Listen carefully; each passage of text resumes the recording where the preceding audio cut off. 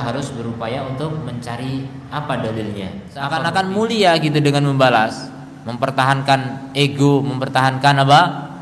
Gengsi, mempertahankan harga siang diri. itu lebih utama, tapi bukan berarti malamnya Mengganti. kemudian Akidah syariat kita sudah final, sudah fix, Bismillah. sudah finish. Assalamualaikum warahmatullahi wabarakatuh. Alhamdulillah. Halo rekan beriman. Semoga kalian semua dalam keadaan sehat dan senantiasa dalam lindungan Allah. Alhamdulillah nih, saya sedang bersama guru kita Ustadz Rahmat Nur Hidayat Hafizahullah Ta'ala. Pada kesempatan ini kita baru selesai makan di Saung Sunda Sawargi di Nongsa, Batam. Dan saya betul Ustadz. Ini hujannya cukup panjang nih. Saat ini kurang lebih ba'da sholat zuhur. Dari sebelum zuhur hujan, sejuk ya Ustadz. Karena rasanya kayak nggak di Batam gitu Ustadz. Buat tidur enak. Cuaca tidur. Nah, cuma kita nggak lebih ke sana.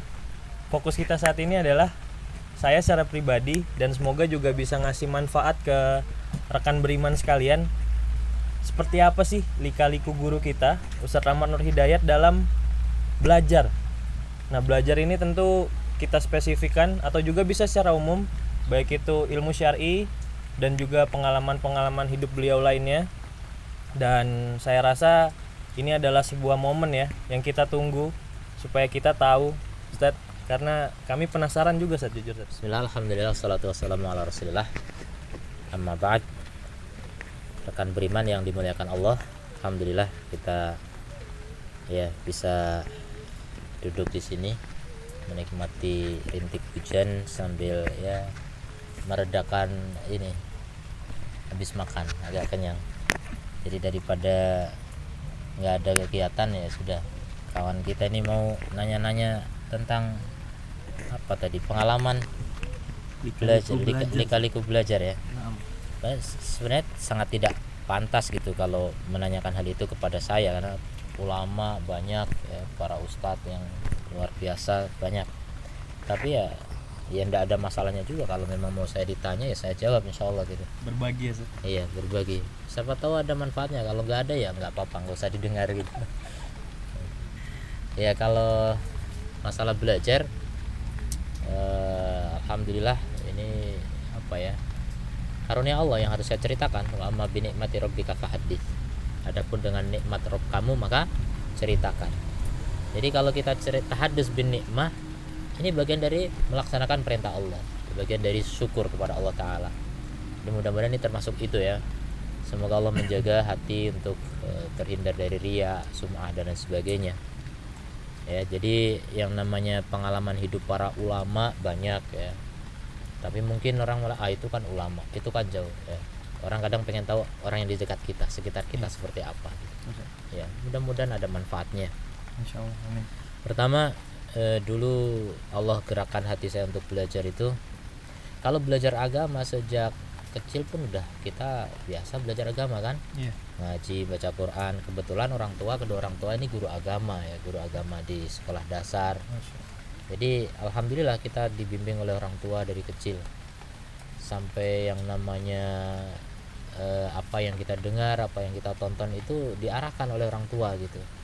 Saya ingat betul ketika kecil itu, sebelum saya bangun pagi itu kadang ceramah Zainuddin MZ ya, atau Nur Muhammad Iskandar dulu, ada Zakiyah Darajat, ada di radio. Kita belum punya TV itu saya kecil, sebelum sekolah bahkan, ini ceramah masuk ke mimpi gitu. Saya rasakan betul. Kadang saya pas sudah SD lah, itu sudah SD, kadang kita ini mimpinya mimpi sedang menghadiri ceramahnya Zainuddin MZ. Di masjidnya ada Zainuddin gitu. Pas bangun, walah suara radio ternyata gitu. Coba kita setel. Jadi pagi-pagi sudah begitu. Nah itu ya dari situlah saya rasakan, saya bersyukur pada Allah Subhanahu Wa Taala, dan ini bentuk syukur saya kepada kedua orang tua saya ya. Karena orang yang tidak mensyukuri manusia tidak mensyukuri Allah Subhanahu Wa Taala. Jadi waktu itu menjadi motivasi awal dasar Jadi saya menganggap memang agama ini harus dipelajari. Mungkin ya sudah terbetik saat itu, seneng ya seperti Zainuddin gitu, dai sejuta umat gitu. Udah terbayang gitu. Jadi cita-cita mungkin terbentuk dari situ juga gitu kan. Namanya anak itu, setiap anak punya cita-cita. Cita-cita itu berdasarkan apa yang dia lihat, yang dia dengar, yang pengalaman gitu kan. Nah pengalaman saya begitu dari kecil, makanya udah termotivasi ke sana. Tapi ya namanya anak-anak ya, bermain dan sebagainya. Panjang lah ceritanya, akhirnya sampai pada tahapan, singkat ceritanya ya, tiba-tiba sudah SMA. Ya intinya kalau selama SD SMP itu biasa-biasa lah ngaji, cuma tahu baca Quran Umum lah ya. ya secara umum. Orang tua pun mengarahkannya cuma begitu. Ketika mau masuk SMA itu saya udah minta ke orang tua, Pak saya ingin mondok sambil sekolah, nanti kosnya di pondok. Kenapa begitu? Itu inspirasi juga dari ibu saya dulu begitu, 6 tahun di pesantren ibu. Bapak saya 3 tahun di pesantren. Tapi ternyata jawaban yang saya terima ya tidak seperti yang saya inginkan. Kata bapak, janganlah, udah kamu fokus belajar ilmu dunia biar kamu bisa menguasai, bisa begini. Entahlah, cita-cita ayat saya juga kurang paham waktu itu. Ya saya sedikit kecewa, tapi ya sudah terima. Akhirnya kata bapak, udah kos saja, jangan mondok. Waktu itu ada argumen yang mungkin membuat saya tenang, tapi saya lupa. Jadi intinya tidak pernah mondok. Sebelum itu belum pernah kita mempelajari kitab gundul, nggak ngerti. Nah baru di akhir SMA itulah kita bertemu dengan kawan yang mengenalkan tentang manhaj sunnah ini, tentang Islam yang sesuai dengan sunnah Nabi Shallallahu Alaihi Wasallam, yang intinya ingin membersihkan akidah kita dari berbagai noda-noda kesyirikan maupun kebid'ahan. Dari situ saya merasa kayak baru menemukan agama yang sebenarnya gitu. Serius itu. Saya masih ingat itu tanggalnya, tanggal saat kita bertemu dengan kawan itu. Jadi kawan itu Tanggal berapa tuh? namanya Ustadz Ahmadi ya. Hafidahullah. Jadi ini pengalaman, kalau tanggalnya itu 19 Desember 1997. Masih ingat ya? Masih ingat karena memang menurut saya sangat bersejarah gitu. Pengalaman yang tak terduga gitu sebelumnya. Jadi intinya ini kawan saya ini, beliau SMP pendatang kelas 2 baru datang. Ternyata melejit, prestasinya hebat, mengalahkan semua orang secara paralel gitu, ranking 1 gitu. Tapi waktu itu memang belum paralel kan, karena memang masih per kelas. Jadi ada 4 kelas, kita setiap kelasnya gitu. Jadi prestasi ini per kelas. Jadi kita nggak tahu, saya nggak satu kelas sama beliau. Begitu kelas 3-nya ternyata betul beliau ranking 1, name-nya semua. Alhamdulillah saya ranking 2-nya. Ini juga cerita nikmat lagi, alhamdulillah nikmat dari Allah.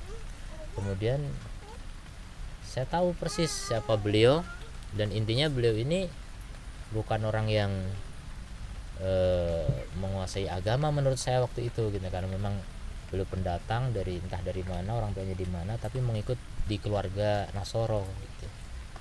Tapi kelihatan sekali haus dengan ilmu agama, jadi sering mendekati guru agama, mendekati guru yang sepertinya aktif dalam bidang agama. Jadi ada beberapa guru kami SMP waktu itu yang terbiasa dakwah khuruj gitu, guru-guru kami gitu ya, dan beliau senang dengan itu.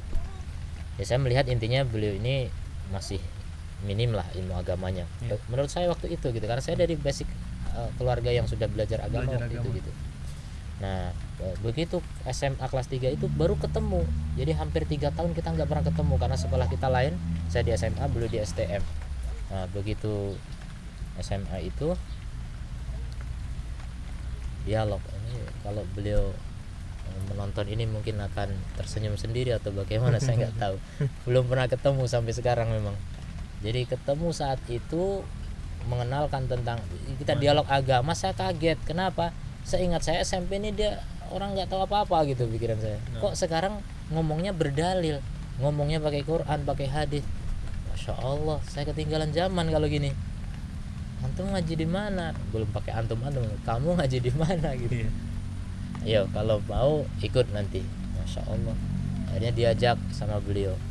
Pertama kali sebelum diajak ke tempat ngaji, diajak ke rumah tempat beliau tinggal. Ternyata tempat tinggalnya gubuk, 4 tiang. Di situ ada meja, ada tungku dari kayu, ada periuk di atasnya, ada lampu satu. Hidup di situ seorang diri, dan itu sebagai marbot untuk musola milik STM negeri, ya, yang kebetulan memang STM-nya pindah, tapi musolanya masih di situ. Gitu. Jadi belum mengurus musola. Mengurus musola. Iya. Jadi gratis tinggal di situ, dan dari keluarga yang miskin, jadi memang nggak tahu, mungkin Sangat sederhana ya, Ustaz. ya orang tuanya mungkin udah meninggal, saya juga nggak tahu persis ya, nantinya beliau begitu. Saya melihat kesederhananya itu langsung saya kayak mau menangis tapi malu gitu kan. Masya Allah, kok ada orang kayak gini. Nah, alhamdulillah, ini saya juga cerita sedikit. Saya dari kecil termotivasi hidup zuhud. Ada latar belakang banyak lah, ceritanya panjang kalau itu. Jadi ketika saya melihat ada orang sederhana, saya langsung tertarik dari sisi itu gitu. Ini gue banget gitu kan. Saya memang suka yang begini gitu, dengan orang-orang zuhud itu saya suka. Saya kalau melihat orang yang hedonis, yang penampilan gitu, kayak nggak pengen lihat gitu. Jadi kalau ngelihat orang yang sederhana, masya Allah, tertarik, makin cinta kita. Berarti masya Allah, ini Islam betul ini. Dari sisi itu baru kita melihatnya. Akhirnya kemudian sampailah kita diajak ke taklim. Ternyata pertama yang mengajar kita adalah Ustadz Abu Turab Saifullah atau Saifuddin, saya lupa. Beliau dari Kebumen mengajar ke tempat kita di Purworejo. Nah, beliau sekarang kalau tidak salah di Bengkulu ya. Beliau pernah sempat menjadi Ustadz kepercayaannya Ustadz Yahya Al-Hajuri, Syekh Yahya Al-Hajuri di Damaj. Beliau yang pokoknya mendalami qiraah ya, ahli qiraah dan segala macam-macam lah. Nah, ternyata waktu itu ya, kajian pertama begitu terkesannya ya, kesan pertama begitu menggoda, luar biasa. Kajian yang belum pernah saya temui, karena bapak saya itu nyetelin radio, nyetelin TV juga setiap subuh itu, kuliah subuh saya lahap semua, seakan-akan begitu ya. Sambil kegiatan pagi saya itu kalau SD SMP itu membersihkan rumah, itu sambil dengerin kajian, selalu begitu ya. Kita nggak mencatat, nggak menyimak, tapi sering dengar gitu. Jadi hari-hari kita begitu. Tapi rasanya ketika mengikuti kajian ini, ilmu baru, yaitu belajar apa? Sifat Allah Ta'ala, yaitu sifat irodah. Saya ingat sekali Ustadz menjelasin irodah Allah, kita tercengang, kok ada ya pengajian seperti ini gitu, cerita tentang Allah, irodah Allah. Nah, lebih mendukung suasana lagi saat itu sedang hujan dan petir. Luar biasa, suasananya kayak film gitu loh. Benar-benar luar biasa. Jadi ya intinya dari situ saya mulai kenal dengan orang-orang yang ngaji di situ, dan mereka juga bercerita kalau guru mereka adalah Ustaz Ja'far Umar Thalib. Ya, jadi rujukannya ternyata Ustaz Ja'far Umar Thalib. Nah, sejak saat itu saya berpikir, bahkan ada yang motivasi juga, udah nanti kalau antum lulus SMA, mondok saja di sana di Degolan dengan Ustaz Ja'far Umar Thalib. Bagus sana, tapi hati-hati. Ada juga yang mirip-mirip kita, tapi itu sururi. Nah, itu udah ditakut-takut dari dulu itu. Udah diancam. Udah ada ya. Iya, jadi di mana itu? Di daerah Bantul. Nah, itu Jamil Rahman. Nah, kita udah ditakut-takut dari dulu seperti itu. Itu Jamil Rahman itu dapat tanah luas entah dari mana gitu. Kemudian mau dibikin perkampungan Salafi tapi sururi gitu. Udah takut, jangan sampai ke sana. Pesan seperti itu. Nah, itu jadi akhirnya ya sudah, kita lulus SMA, nggak ada cita-cita lain kecuali ingin belajar agama khusus.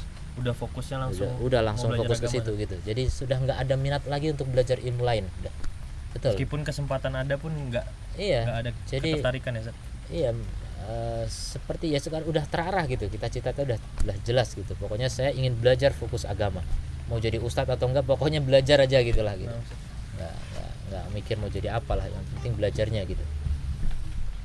Betul, begitu kita lulus sekolah ya, lulus SMA, mulailah kita rata-rata anak sekolah dulu kan UMPTN lalu zaman saya ya. Itu UMPTN itu harus persiapan dulu, biasanya sebulan 2 bulan itu ikut bimbel ya. Nah, karena kawan-kawan semua begitu, saya juga begitu.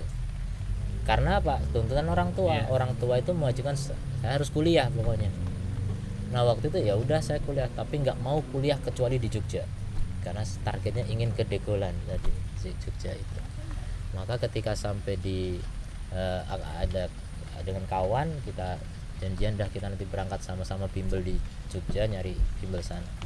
Nah ketika datang ke Jogja, pertama tiba di Jogja pas itu demo Soeharto. Oh iya Ustaz. Iya, tahun 98 ya, di bulan Mei atau April waktu itu ya. Demo mahasiswa ya Ustaz. Jadi pas rame-ramenya polisi itu nyerang mahasiswa, tembak-tembakan. Wih, masa kita baru datang pertama mau kena peluru nyasar ini. Masya Allah, bakar-bakaran itu di jalan, ya Allah. Dan betul-betul polisi itu ngejar sampai ke gang-gang, mahasiswa dikejar betul. Ih serem, ternyata orang kuliah kayak gini, kayak mau jihad gitu kan. Luar biasa. Ya akhirnya kita sembunyi di warung makan lah waktu itu. Itu dalam kondisi mau bimbel ya Ustaz. Emang Itu tujuannya kondisi mau bimbel ya. Nah kebetulan alhamdulillahnya pas mau bimbel kita punya kakak kelas yang dulu satu kos di SMA, yang kebetulan udah ngaji juga ya. Udah kuliah di UGM di teknik sipil. Nah waktu itu nggak sengaja ya, jadi kita nyari kos, ternyata ketika kita ke masjid, kawan kita ini kosnya di dekat masjid itu juga, ketemu lah. Jadi Masya Allah kok di sini ya tuh, ketemulah cocok klub. Jadi kan zaman dulu belum kayak sekarang orang semua pegang HP. Kita nggak punya HP sama sekali, nggak ada zaman itu kan. Tangan kosong ya Ustaz. Tangan Nyari tahu kosong, sendiri gitu. Iya, pokoknya semua informasi pakai brosur selebaran di tembok-tembok gitu kan. Jadi informasi begitu, bukan WA gitu, nggak ada dulu. Jadi sudahlah, ketemu kawan senang sekali dah. Akhirnya seringlah kita ke situ, diajak kajian segala macam. Nah, intinya gitulah, kita ketika masa-masa menunggu MPTN itu masih sekitar 2 bulan atau sebulan saya lupa. Nah, akhirnya hari H UMPTN lah terjadi, atau sebulan, kurang lebih ya sebulan UMPTN. Jadi saya udah berharap, pokoknya saya cuma milih UGM. Jadi IPC waktu itu saya ada pilihannya. IPC itu campuran IPA sama IPS. Jadi saya milih jurusan elektro, kemudian TPHP, kemudian cabangnya yang IPS saya milih sejarah. Yang pokoknya saya ada ketertarikan Ustaz. Saya nggak suka sejarah, cuma saya milih yang pokoknya masuk UGM gitu aja. Gitu. Yang penting masuk. Yang paling gampang itu gitu kelihatannya saat itu. Nah udah, akhirnya sudah ujian, habis itu nunggu masa ujian 2 bulan kurang lebih, masa pengumuman ya. Sejak ujian sampai pengumuman 2 bulan atau sebulan lupa. Itu masih di Jogja Ustaz? Ya masih di Jogja, dan kebetulan Ustadz Afifi Abdul Wadud hafidhahullah ta'ala membuka daurah bahasa Arab.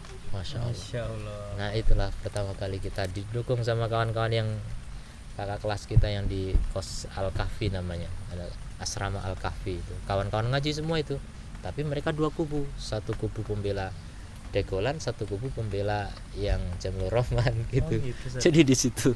Tapi satu kos, tapi yang di Degolan cuma 3 orang atau 2 malah. Iya 3. Nah, yang lainnya banyak yang ke Jamlur Rahman.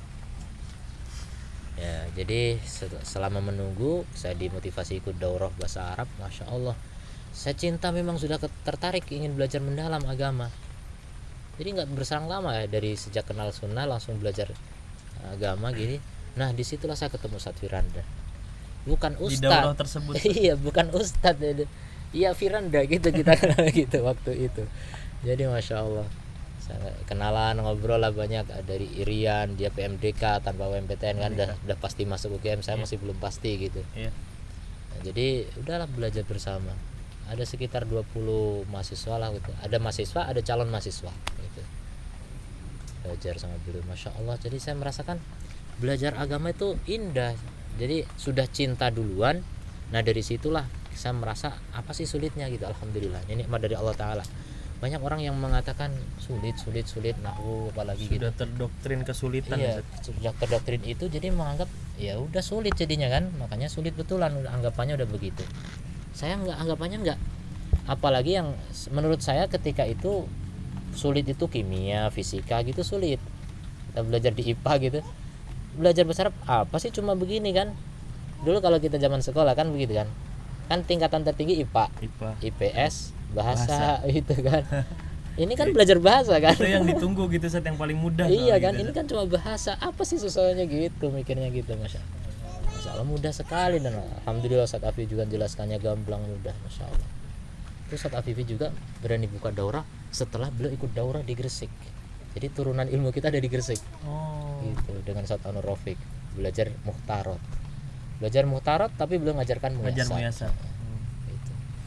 Nah, gitu. Jadi silsilahnya begitu. Berarti sebelum Ustadz di UGM Ustadz udah menguasai kaidah bahasa Yang Arab. nggak menguasai, pokoknya Udah mulai kenalan, ikut ya, lah kenalan dalam- ya, kenalan dulu. Yang penting udah rasa cinta yang menggebu, itulah yang modal saya rasakan sebagai modal paling besar ya. Iya, Ustadz. Makanya orang kalau belajar udah cintanya hilang ya susah.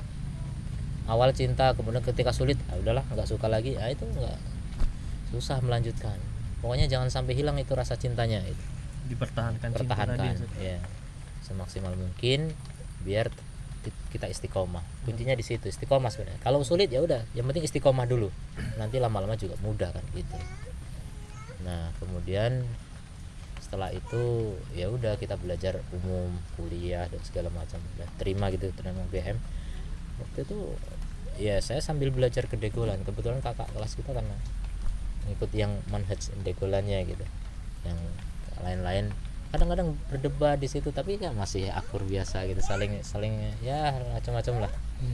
Tapi sempat membuat kita gimana gitu kan ya, kadang-kadang bikin futur juga, sempat kita galau, maksudnya gini, siapa yang benar sebenarnya gitu, sampai itu polemik yang luar biasa. Ada pertanyaan itu ya, Ustadz. Iya pasti, jadi semua mengklaim yang paling benar gitu dari dua sisi itu. Dan semua punya hujah yang kuat juga gitu. Iya, ya, luar biasa. Pokoknya panjang lah cerita di situ. Sampai juga banyak kawan-kawan kita yang kemudian malah futur, malah kembali ke gaul, ngerokok dan sebagainya karena melihat orang ngaji juga cuma debat-debat nggak ada hasilnya gitu kan. Nah, itu diantara efek yang kita rasakan dulu. Sampai kemudian cuma berjalan 1 semester, Ustadz Firanda memutuskan keluar dari UGM. Ya, beliau ingin fokus belajar di Pondok Pesantren Jamilur Rahman. Nah, saya waktu itu ada kepengenan ya. Jadi itu kejadiannya mungkin setelah ada daurahnya Ustadz Abu Mas'ud ya, tentang tentang intinya bantahan terhadap Ustadz Ja'far Martolib ya. Jadi dari situ kita mulai terbuka, oh ternyata tidak selamanya yang kita anggap apa yang ada pada Ja'far Martolib ini benar gitu. Ternyata ada sisi lain yang harus kita pelajari juga gitu. Situ mulai terbuka kita. Nah, di situ kita selalu ya mohon pada Allah istikharah kan, mana sih yang paling tepat, paling benar gitu. Kita tunjuk pada Allah. Sampai akhirnya kita memutuskan adalah Jamilur Rahman insyaallah gitu. Akhirnya Pak Ustadz Firanda belajar ke sana, saya masih kuliah cuma setiap sore kan kajian banyak di sekitar kampus. Ya udah ngaji-ngaji biasa, tapi kan nggak fokus, nggak intensif. Iya, Ustadz Firanda udah mulai intensif dia di pondok. Dia mondok tapi masih ke kampus, maksudnya tinggalnya di sana. Jadi berjalan bolak-balik. Saya mau meniru begitu, izin orang tua belum boleh. Nah, akhirnya berarti kemudian ada larangan ya, Ustadz, untuk bisa mondok gitu ya, Ustadz, karena udah keterima di UGM gitu ya, Ustadz. Iya, jadi jelas bapak saya maunya pokoknya saya fokus kuliah. Gitu. Walaupun sejatinya saya membohongi orang tua gitu jadinya kan. Saya kuliah udah nggak nyaman. Apalagi saya salah pilihan. Saya masuknya bukan elektro, malah masuk yang kedua yaitu TPHP. TPHP itu saya juga teknologi pengolahan hasil pertanian. Ternyata yang suka di situ orang-orang Cina, orang-orang cewek-cewek banyak gitu. Mungkin 70% perempuan. Isalah masuk saya gitu. Ya udahlah, kayak tersiksa sekali kita kuliah. Masya Allah. Praktikum fisika bertiga, saya cowok sendiri gitu kan. Berdua cowok cewek, jelas itu. Gimana ilmu saya hilang gitu kan. Kita belajar ngaji sore, ngaji paginya dibubarkan lagi pengajian itu, kayak orang munafik gitu kan. Pokoknya nggak tahan dah kuliah. Terus belum lagi di kampus itu juga kegiatan-kegiatan agama yang aneh-aneh gitu kan, banyak dari Jamaah Tarbiyah, dari HMI, macam-macam. Saya ikuti semua waktu itu. Oh iya, Ustaz. Iya, maksudnya saya penasaran aja, pengen tahu gitu. Pengen tahu. Ya, ikuti maksudnya. Nggak ada yang semantap sunnah gitu, jauh gitu. Akhirnya ya udah, kita putuskan saya keluar semester 3 baru saya putuskan keluar tanpa izin orang tua. Jadi orang tua ngertinya ngasih duit saya untuk kuliah, ternyata saya salah gunakan untuk mondok begitu. Ini termasuk penyelewengan. Pengorbanan sih. Lebih ke pengorbanan sih. Iya mungkin terlihatnya begitu ya. Ya akhirnya ibu saya tahu, tapi ibu mendukung alhamdulillah. Setelah berapa lama mondok, Ustaz? Saya juga kurang tahu pasnya berapa, tapi nggak terlalu lama kayaknya. Pokoknya saya nggak tenang aja kalau orang tua nggak tahu gitu kan. Akhirnya tahu pas tahu. Tapi alhamdulillah ibu saya mendukung, alhamdulillah. Ibu saya malah bilang, ya ibu mah dari dulu nggak pernah berdoa anak saya jadi orang kaya, jadi orang pinter ini, enggak. Ibu cuma berdoa anak saya jadi anak soleh. Masya Allah. Makanya orang tua begitu saya harus syukuri betul, Masya Allah. Terus jadi ibu yang sering berdebat dengan ayah jadinya kan. Kadang-kadang hasil perdebatan itu diceritakan ke saya. Jadi kalau saya pulang dari kuliah itu sebulan sekali atau sebulan 2 kali kadang dulu, itu ngobrolnya sama ibu saja, sama bapak udah nggak nyambung. Kalau sama bapak debat, bahkan sampai lakum dinukum waliyadin gitu, bapak saya bilang gitu. Udah berat ini, karena saya juga torikonya salah, namanya orang baru belajar gitu kan, beres gitu, pokoknya bapak salah, bapak sesat, bukunya ini sesat, begitu saya langsung begitu. Ya, intinya belum banyak ilmu jadi begitu. Nah, akhirnya kemudian dengan ibu, ternyata ibu sering menasihati bapak gitu, cerita ibu gitu, kata setelah tahu keluar dari UGM gitu kan, bapak saya kan sedih, sering murung akhirnya gitu kan, sayang anak kita begini, kata ibu, kenapa, apanya disayangkan, toh anak kita bukan pecandu narkoba, bukan keluar karena tawuran, bukan karena pacaran, bukan karena apa, orang belajar agama kok gitu kan. Jadi argumen ibu begitu. Kata bapak, iya benar juga, tapi masih berat gitu, masih berat. Sampai akhirnya ngedrop, bapak saya sakit parah, sampai sakit ya, sampai sakit, sampai dirawat di Sarjito dekat UGM gitu kan. Ya sampai ke tingkat saya harus ngurus surat cuti ke kampus. Kebetulan udah selesai semester 4 dan orang bisa cuti setelah semester 4. Nah, akhirnya saya urus, saya tunjukin ke bapak, Pak ini saya sudah cuti, jadi kapan saya balik bisa balik gitu kan. Ternyata ya bapak saya cuma udah diem gitu, udah nggak bisa bereaksi, udah sakit parah. Ya qadarullah, intinya ya tetap saja saya untuk mengelabui bapak saya aja begitu ya, nggak ada ingin untuk masuk kuliah lagi, nggak ada. Adalah fokus belajar, saya udah mondok terus belajar. Nah pada suatu ketika ada daurah untuk ini penerimaan Madinah. Nah itu yang sering saya sampaikan ke orang tua, Pak nggak apa-apa nggak kuliah di UGM, nanti insya Allah bisa kuliah di Madinah gitu. Nah mulailah agak tenang mungkin orang tua. Tapi ya qadarullah, memang Allah tidak mentakdirkan ke sana ya. Berapa kali saya ikut itu muqabbalah, ya Allah belum takdirkan ke sana. Sampai ya udah akhirnya ada ustadz yang menawarkan untuk belajar ke Yaman, kita berangkat ke Yaman. Begitu singkat ceritanya. Izin orang tua ya, Zat? Untuk ya kalau untuk ke Yaman sudah, orang tua mau apa lagi gitu, anak udah begini gitu, mau diapain lagi. Ketika saya minta dana untuk ke Yaman, ya orang tua mau tidak mau kasih, walaupun harus menjual sawah gitu. Ini bongkar rahasia ini, tapi ini pelajaran, artinya siap berkorban. Iya harus berkorban. Bagi orang tua mau apa lagi yang diharapkan, ya saya anak laki-laki satu-satunya, adik perempuan satu. Ya orang tua sangat kan diharapkan. Mikirnya orang tua ya penyambung hidup ya cuma 2 anak ini ya. Ya sudah dukung aja gitu. Udah hanya didukung, bisa berangkat ke Yaman, alhamdulillah. Gitu. Masya Allah. Cerita di Indonesia gitu. Ini ngena sekali nih, Zat. Ngena apa? Dari satu sisi tadi yang saya tekankan itu, ketika ke Jogja nggak kayak kita, Zat. Kalau kita kan udah punya teknologi, udah bisa buka internet bla bla bla, itu aja untuk mencari sana sini, alhamdulillah Allah mudahkan sampai ketemu teman yang udah kuliah di UGM. Belum lagi kebimbangan saat mana yang benar tadi, untuk bisa menemukan sampai akhirnya memutuskan oh ya kita ke Jamilur Rahman gitu, Zat. Sama belum lagi pengorbanan untuk mendapatkan izin orang tua itu, Zat. Sampai Ana pun merasakan kalau Ana di posisi Ustadz, berani nggak sih melangkah apa sih kita, berarti cintanya itu kan luar biasa gitu, sampai udah mondok aja gitu. Alhamdulillah, saya memang ya itu saya katakan tadi, saya itu suka dengan dunia zuhud dari dulu. Jadi saya nggak berpikir, nah saya kalau keluar UGM berarti saya miskin, ya nggak masalah gitu. Saya siap itu gitu. Memang saya suka itu gitu. Dulu saya dari kampung ya. Saya ya ini cerita masa lalu di kampung itu, keluarga saya itu termasuk yang paling berada di kampung. karena orang kampung kan petani, peternak, kadang juga cuma buruh gitu kan, buruh tani, buruh ternak. Nah orang tua saya pegawai negeri sendiri, guru sendiri gitu kan, secara ekonomi di atas lah dari mereka gitu. Tapi uniknya saya nggak suka dengan kondisi itu. Saya lebih suka bersama mereka, kawan-kawan yang angon kambing, angon kerbau gitu. Larinya malah ke sana ya. Iya, saya tuh nggak betah di rumah. Saya suka dengan mereka guling-guling di sawah, apalah pokoknya saya itu suka begitu gitu. Saya kurang suka dengan yang duit-duit banyak, itu kurang suka gitu. Jadi dulu sudah begitu. Bacaan saya pun begitu. Anekdot sufi dulu juga berpengaruh ke diri saya ya. Oh iya Ustaz. Iya, dari kecil saya tuh nemu buku itu di musola di dekat rumah kakek itu. Saya baca itu, masya Allah, inspirasi besar gitu ke jiwa saya kecil gitu. Mungkin kelas 3 SD mungkin, atau kelas 4 lupa saya. Dari situ saya berpikir, ih indah sekali ya hidup begini, mengejar akhirat gitu. Dari Udah kecil mulai kecil kebayang gitu ya. Iya, dari kecil udah kebayang gitu.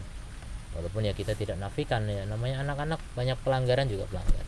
Kejahatan merokok saya pernah juga, lingkungan kawan-kawan kita ngerokok semua ya saya ikut gitu kan. Tapi kalau ketahuan bapak ya pasti dimarah ya, jangan sampai ketahuan. Ya ada, kita rasakan itu. Ya mungkin dari satu sisi adanya pengalaman itu nggak penasaran lagi gitu. Iya. Kadang-kadang orang yang di pondok terus karena belum pernah malah coba-coba malah. Iya. Rusaknya setelah mondok. Iya. Alhamdulillah kalau saya udah rusak sebelum mondok gitu kan udah Udah nggak tahu penasaran, sana udah sini tahu ya gitu, Ustaz. iya. Satu sisi itu. Ustaz, poin terpenting ini Ustaz, masalah menjaga cinta tadi Ustaz. Karena kan yang Anas pribadi rasakan udah juga cinta Ustaz. Cuma cintanya tuh apa karena fokusnya tidak kayak Ustadz kan udah, meskipun mau ke Jogja, meskipun ada tujuan kuliah, cuma saya mau fokus nanti setelahnya saya bisa belajar agama gitu kan Ustaz.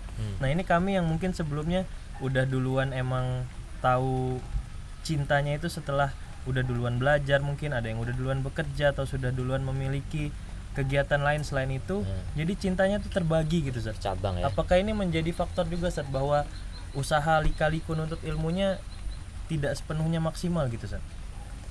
Iya, memang ya sadar atau tidak sadar kita harus sadar bahwa menuntut ilmu itu jalan yang paling dibenci oleh setan.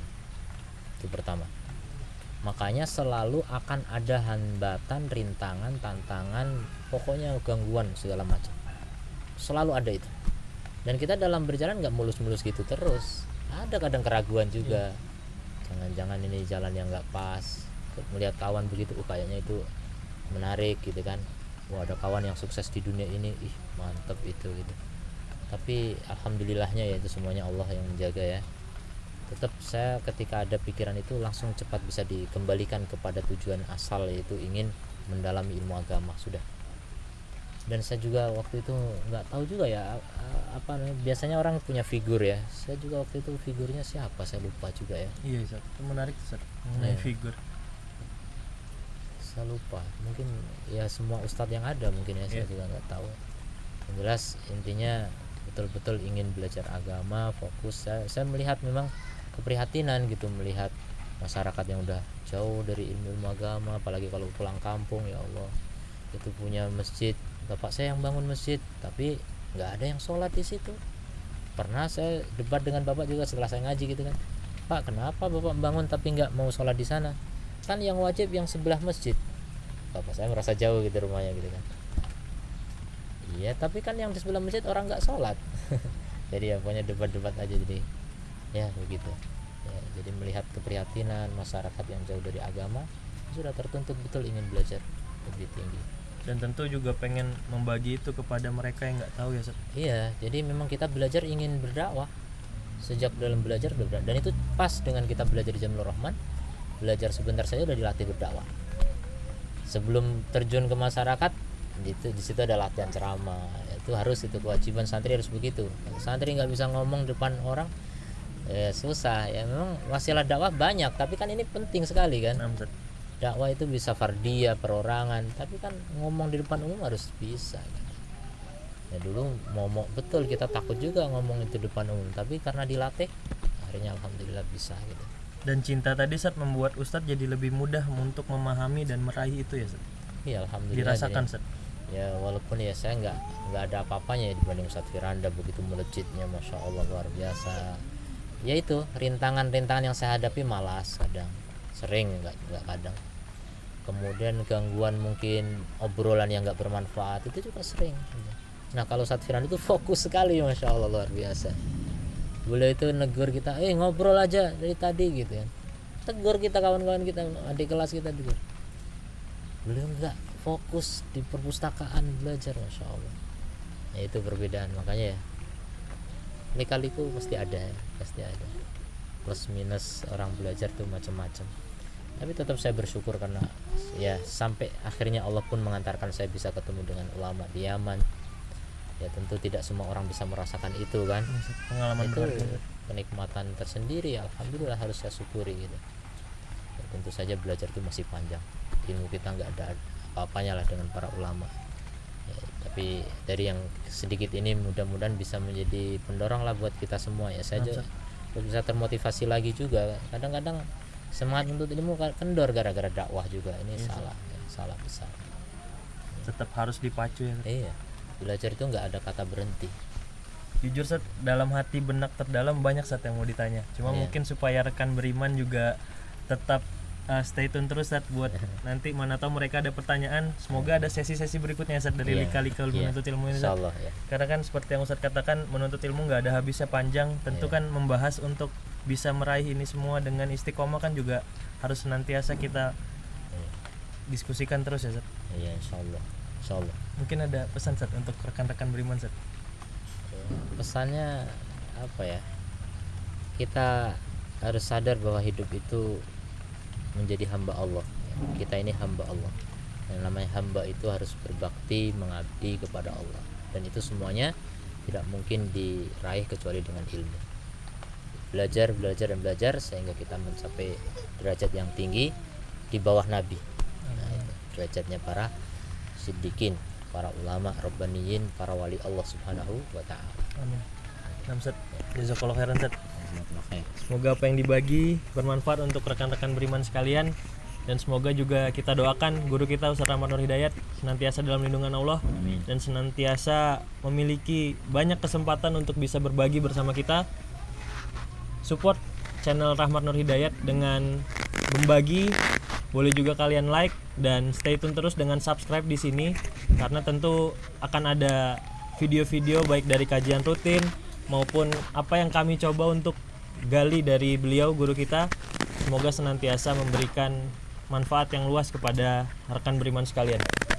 Itu saja, barakallahu fikum. Assalamualaikum warahmatullahi wabarakatuh. Assalamualaikum.